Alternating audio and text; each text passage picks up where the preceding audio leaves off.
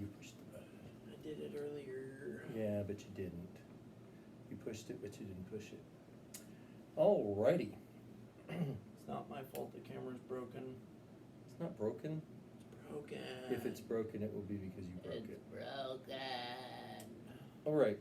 We finished last time dealing with the first 1,000 years of Christian history. Which is a lot. Whew. Yeah, it was 1,000 years. A lot actually happened that we didn't even talk about. There were a lot of things happening, but basically things changed a lot. And Christianity became a lot different. And we talked about how there was a split in Roman Catholic. no, can't start from 715. no, I don't think so. It was like 1058 and 1054. Okay. In 1054, there was a huge split called the Great Schism. And so that's kind of where we quit. So after this Great Schism, the Eastern Orthodox churches kind of continued on somewhat similarly to how they were doing up to that point. In fact, even today, there are a lot of similarities in the way that they still worship and everything, and the way they dress and things in their robes and everything as to what it was then. The Roman Catholic Church, on the other hand, still some of the same things going on with them today too, but some things happened where starting in about 1095 all the way through the 13th century, so a good 200 years or so, they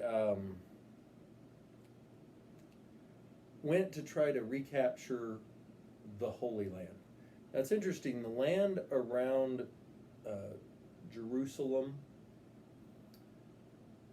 that area, Palestine, is sacred land to 3 different religious groups.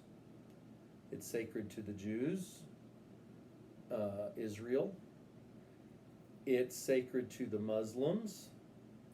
Muhammad believed that Ishmael was from there through Abraham, and that some amazing things for their religion happened there as well.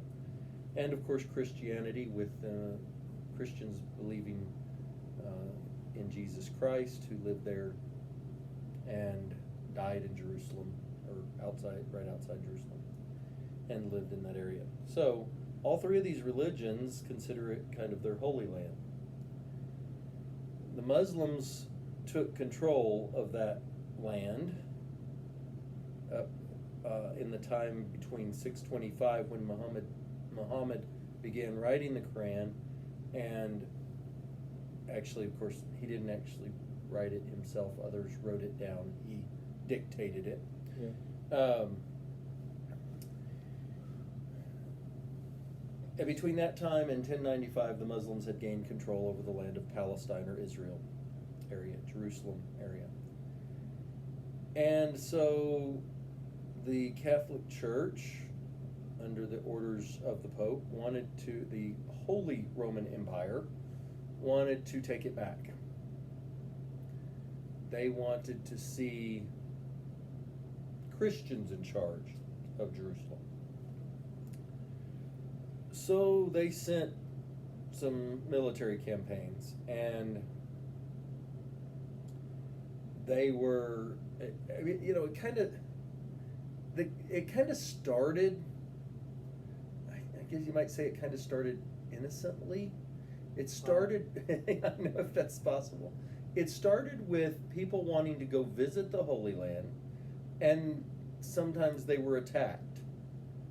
And so the original crusader was one who went with a group who was going to the Holy Land and basically acted as a guard. And this turned into then armies going to take the land away from the Muslims and give it to the Christians. So this is going on during the 1100s and 1200s, and there were several of these. The most foolish, perhaps, was one where they sent an army of children, and they were all slaughtered, of course, because they were children and they weren't trained. But they were, the Bible says a child shall lead them, so we'll send a bunch of children into battle. Because we're smart. Yeah. They have kidneys. Kidneys.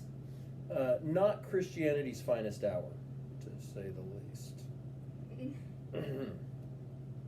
In fact, some today would probably argue that that was not even Christianity at all. That Christianity that these people had so lost the way of Christ, who was a teacher and preacher of peace and non-retaliation, that when Christians were attacking, trying to take over a land in the name of Christ, they were not Christians anymore, really, because they were so far off base.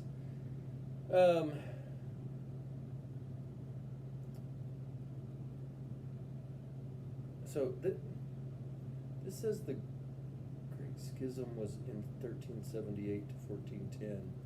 I'll have to look into this a little further. Is that different from... Anyway,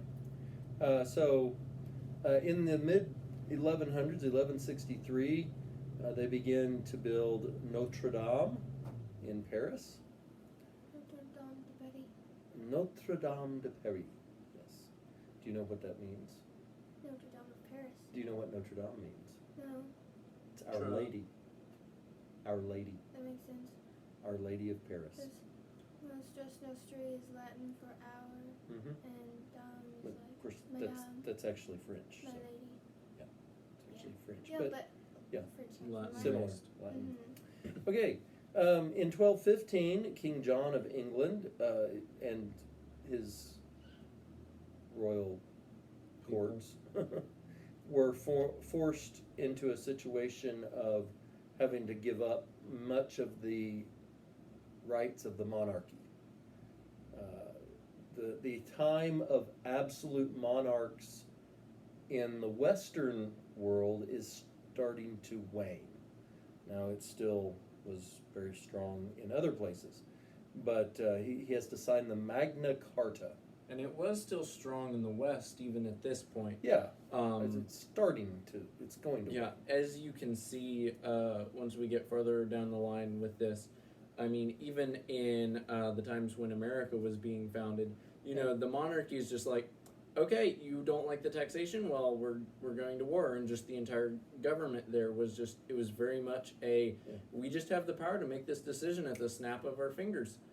And things aren't really that way as much Yeah. in the West. Yeah, it anymore. happened a little less and a little less. Although, I mean, there's still dictators that Yeah. rise up in various places. So, and that idea of one person ruling others is I don't think ever going to completely go away, as long as humanity exists, probably. Then, from the early 1300s into the 1500s, we start to come out of those dark ages, and the Renaissance begins to take place, and this is where there's a division with the Roman Catholic Church about disagreements about papal succession. In the late 1300s, early 1400s, they're arguing about who's the new pope, who's going to be in charge. We also find in 1382, now I want you to get, there are a lot of people, there are a lot of people who like the King James Version of the Bible. It's been a standard version of the Bible in English-speaking countries for 400 years. So, it's to be expected that people would like it a lot. What people don't often understand is they think somehow that it was the first English Bible, and it wasn't. Not even close. John Wycliffe translated the first English Bible in 1382. Yep. Over 200 years before the King James Version of the Bible. Yeah. The difference was, and going back to this thing about the kings and monarchs, the difference was his translation was not approved by the king. And the King James Version, thus the name King James Version, was approved by the king. And so that's why it had favor. There were other Bibles printed as well, or not printed, but translated as well during this time. Of course, Joan of Arc, she's pretty famous. She was killed during this time in 1431. She believed that she was seeing some visions from God, and that she was supposed to fight the English, and she wound up being tried for heresy and executed, burned at the stake, and a whole bunch of other things, accused of cross-dressing because she wore armor with pants instead of a dress. All sorts of things happen, and of course, because it is, the history of it's probably a little warped. It's probably a little hard to tell exactly what was taking place there. Yeah. In the 1450s, the Gutenberg press was invented, and you'll never guess what he printed first. Never guess. I know, because I'm looking right there, and also I learned it when I studied the Gutenberg printing press. And what did you learn? The first thing he printed was a copy of the Bible. Yeah. And this new idea of being able, instead of a scribe having to hand write, I want you to think about that for a minute. Back before 1450, if you wanted a copy of the Bible, or any book, not just the Bible, but any book at all, You had to write it yourself. you either had to write it yourself, or you had to pay a scribe to write a copy for you. And the going rate for that kind of work was pretty high. It was a lot of work. And if you've seen a Bible, you know how big that is. You can imagine how long it would take to write one by hand. And of course, you'd want to write it well enough that it could be legible and easily written, not just scribbled the way some of us scribble. So it'd take a while. So, if I turn like my entire library of books into like handwritten stuff, and I lived back then that would be pretty impressive. That'd be awesome. I'd be super rich. Or bankrupt. Yeah, it's hard to know which. Guess it depends on whether anybody wanted to pay that much for it. But yeah, you can imagine how long it would take to write all of those 1,000+ pages. It just I can't. It makes my hand hurt to write one page of notes anymore. I haven't written much in so long. But amazing stuff. And so the Gutenberg press made it possible for the idea that everybody could have. Because not everybody could even have a Bible. People couldn't have a copy of the Bible. There's only the rich people, or only the church. In fact, Bibles were so rare, so hard to come by, and so expensive that for a great deal of time, they would have a Bible, a church would have a Bible, and they would literally chain it to the pulpit in their building so that it could be read, but so that it couldn't be taken out from there. How would you turn the page?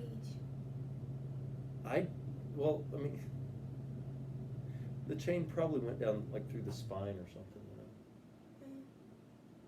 I mean, you could. I mean, obviously, you could rip it out and take it. I mean, but it was just the idea was, don't take this. Kind of like the pins at the bank that have the little chain on them, or at the post office, they get a little pin and they get the little chain in it. I mean, you could take it. Yakov Smirnov. Yeah, they leave the vault open and chain the pins down. Wise man, Yakov. He went in the bank and they had the vault door standing open, but they had the pins chained to the desk. He's All a- the money, He's a Russian Yeah. comedian who came to America. the things he saw here. And then there's the guy who was like, wow, instant milk. Milk powder. Just add water and you'll get milk. That was and then Yakov I saw Smirnov. The baby powder. Yeah, baby powder. That was Yeah, Yakov that Smirnov. was Yakov, yeah. All right, so now if we remember back to Emperor Constantine, who made Christianity legal in the Roman Empire and even the religion of the Roman Empire, he founds a city called Constantinople. Istanbul now, it's Constantinople. Istanbul, So it's is it Constantinople. Constantinople or is it Istanbul? I don't even know what it is now. It's Turkey. I think But it, in the, class I learned that it was Istanbul, but it might have changed again since like 3 years ago. no, I don't think it's changed in the last 3 years. But Constantinople was an important city, and it was a part of a Christian kingdom, which again, the idea of a Christian kingdom, Jesus' apostles kept asking him if he was ready to establish his kingdom. And he kept telling them they were not understanding what he was about. Pilate asked him, "Are you a king?" And Jesus clearly says to Pilate, "My kingdom is not of this world." There is no such thing as a Christian kingdom, an earthly kingdom that is a Christian kingdom. Christ's kingdom was never intended to be a Christian kingdom. There was never an intent for there to be a Christian nation or a Christian kingdom on earth. I know that will upset a lot of people who either thought that there should be, or that there is going to be. That Jesus is going to come back and establish a kingdom here on earth. He clearly said, "My kingdom is not of this world." Why do people who claim they're following him consistently try to defy that statement? I do not know. I'm sorry, what were you going to say? I thought that the Christian kingdom of Constantinople would just be like a kingdom that was very, or like a city that was very prominent in Christians. And that's why the Muslims took it over. Right, well, yeah, it actually was.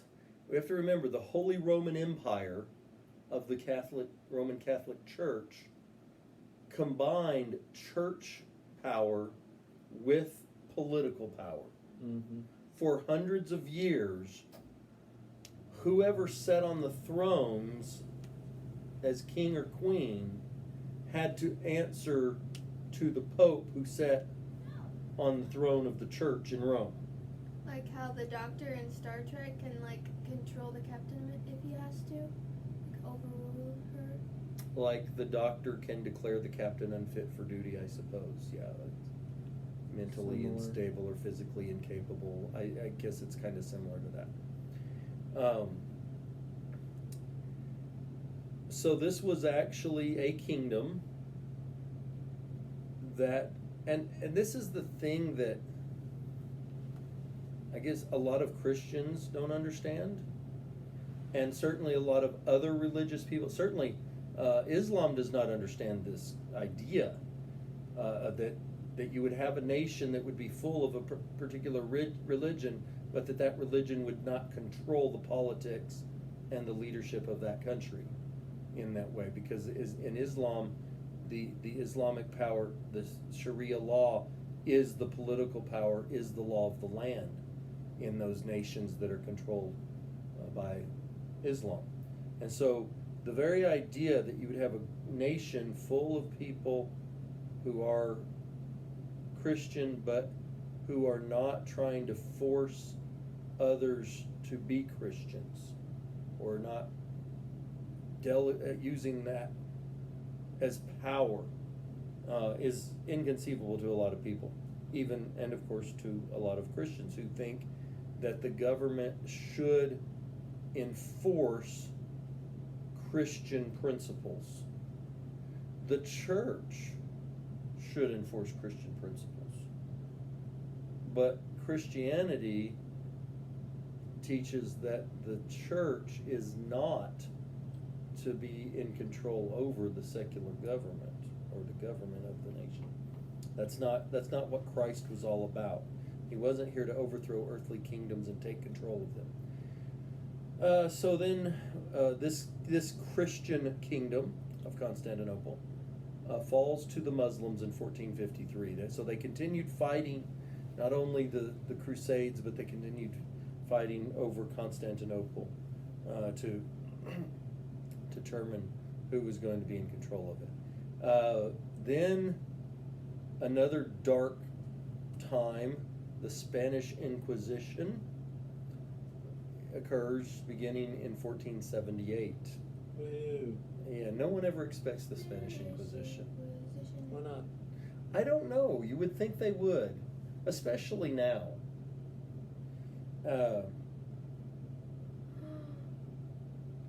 Ooh, are we getting over into the New World now?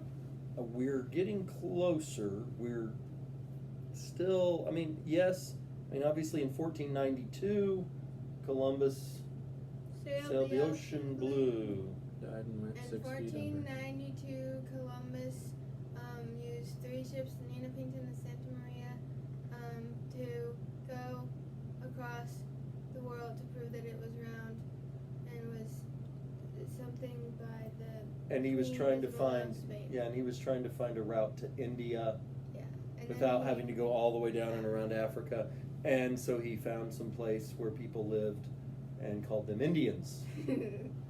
And interestingly enough, He didn't even make it to the mainland. he never made it to what is the United States of America, the mainland of North or South America for that matter. Actually, I saw a map at one point that said he got to kind of Central America, Mexico sort of area Maybe in that on in one that of little his area. journeys.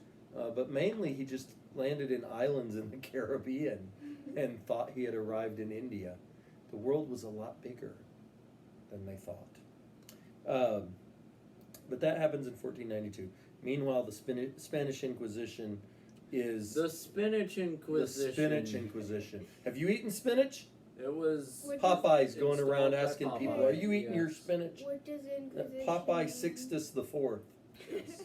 That's not Popeye. That's Pope. Pope Sixtus the Fourth. Oh, wait, is it 6 or is it 4? I don't know. Yeah. He must have been a very confused man.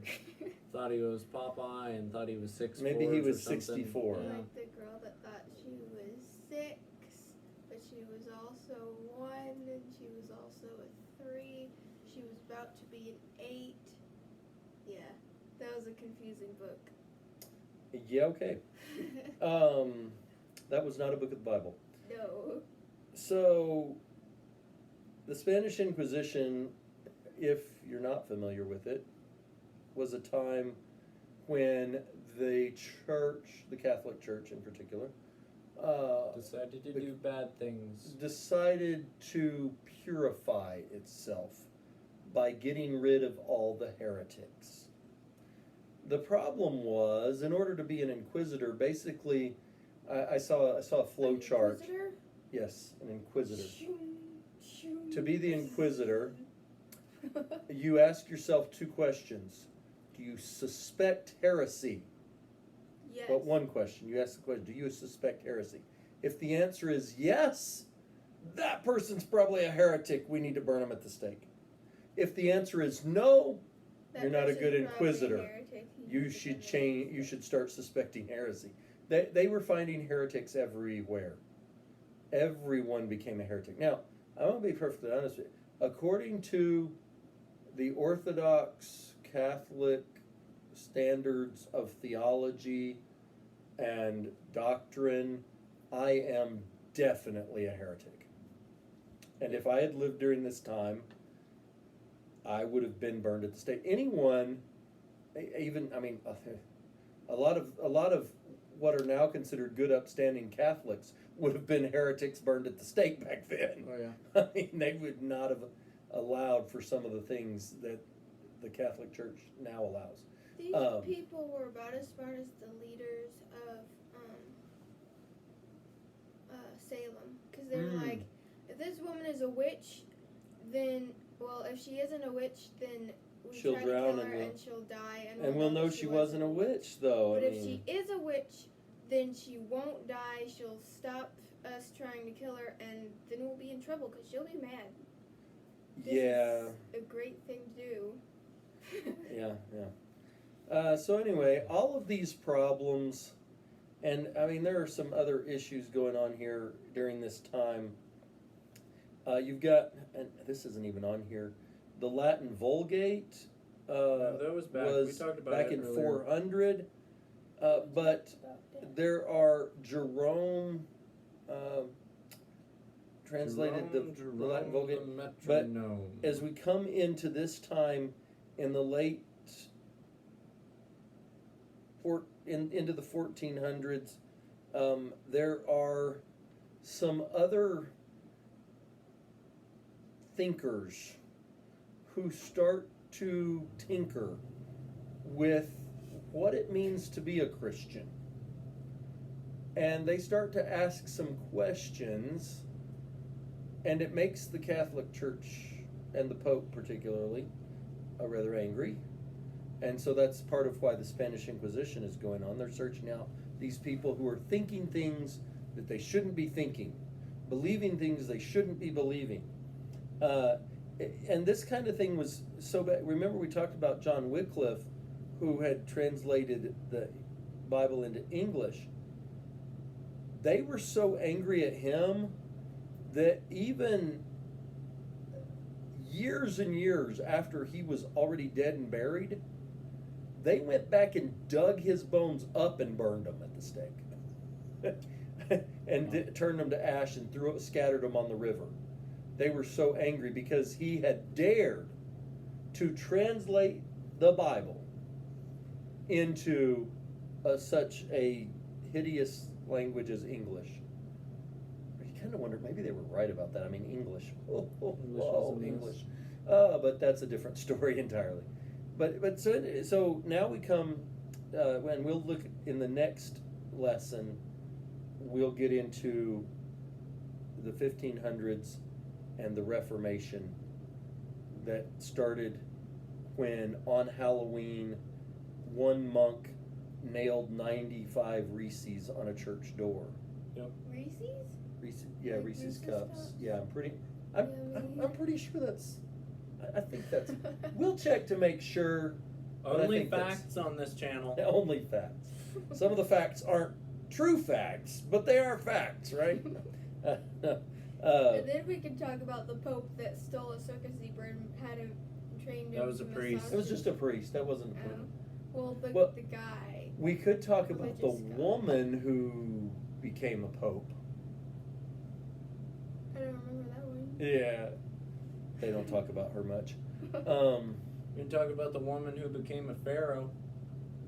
We are way past That pharaohs. one's good. There are no more pharaohs. I There was like actually her. two women pharaohs. I don't remember the second one. Yeah, we were reading about that the other day.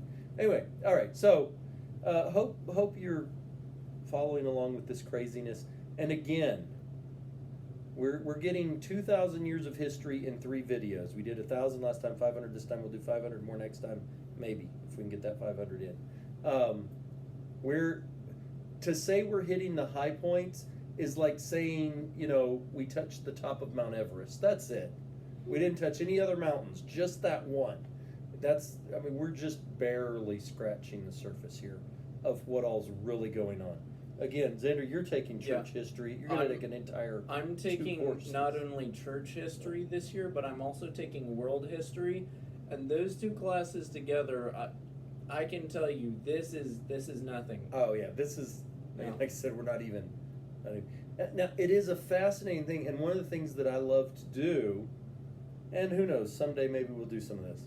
I love to put the world history events with the church history events, so we kind of, because sometimes we remember like 1492. With Columbus. and Ocean Blue. Did we think about the fact that that's just like 14 years after the start of the Spanish Inquisition? I mean, that's pretty amazing that this great discovery of a whole new world is going on at the same time that they're burning heretics. Did you So- know the Greek poet Hesiod, who wrote like the first known list, like thing about the Greek gods? Okay. The genealogy of the Greek The gods. theogony. Yeah, the theogony. He lived at about the same time as David, and so we were Like looking King David King of the David Jewish of the nation. Jews. Yeah, And so we were looking at the different, the similarities and differences between Greek poetry and Hebrew poetry, and we were like, well, they're both ancient poetry, but which one's older? And apparently, Hebrew poetry being Psalms and Greek poetry that we're looking at being theogony were done at about the same time. So that was really interesting. They painted very different pictures of deity. They did. Yeah. And humanity. Yes, and humanity's relationship with deity and divinity. Yeah. So yeah, all right. So yeah, we may touch even on the Salem witch trials a tad next time too, because this was a case of Christianity, kind of like the Spanish Inquisition. It just kind of ran amok and ignored a lot of things. All right, so hope that you've enjoyed this. Hope you'll subscribe and like the channel and tell your friends about the channel. And we're also sorry that we didn't get this up last Sunday. Yeah. So We had things to do, Yeah. like nothing. nothing. Well, one was working on schoolwork, and the other one was sleeping. And Sleeping's important. sleeping is important. You die if you don't. Yes. Bye. Bye. Bye.